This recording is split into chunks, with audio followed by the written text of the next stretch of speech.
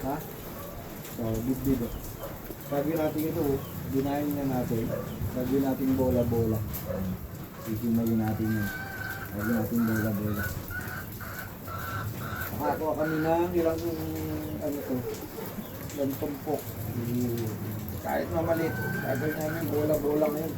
Namin magawa, makulan. Sarap na ulam ito. Yung iba kasi pinapaksin.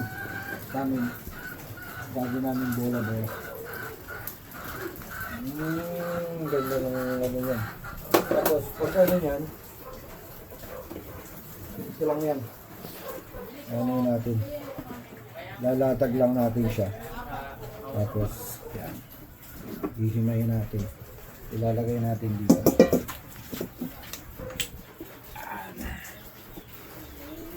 Ganyan lang paghihimay-himayin yan. Maselan kayo, may bahala na kayo. Basta ako kung aking pamamaraan. Yung gawain din namin sa Bulacan. Tapos, kabila, yun lang din natin. Kabila naman, ihimayin din natin yun. Pero, ang galing natin yung tinik. Yan lang, ganyan lang ang gagawin natin dyan. Yan. Tapos, ihimayin ulit. Malambot na kasi yung tinik niyan. Ganyan naman yan. Sa Bulacan, alam na alam yan. Paghihimay ng bidbid. Okay.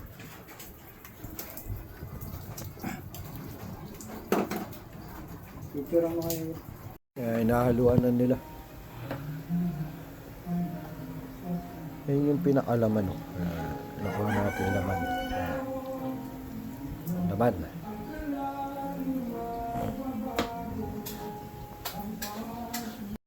Yan ay bola-bola nating ginawang bidbid. Ayan. Ito yan. Oh. Ayan. Hina ko na nga. Yan. Bola-bolang bidbid. Ayan. Pang ulam, pampulutan, bahala ka na. Tirahin mo na yun. Baka tirahin pa ng iba yan. Aking pulutan. Ha? Pangka pa. Yung bidbid kasi, masarap din pamaksiw yun. Pero kasi, matinik. Sa totoo lang matinik. Kaya hindi ako nagpapaksiw lang. Ako lang ang kakain. Ito, pangkalahatan, pagod lang talaga ako maghimay.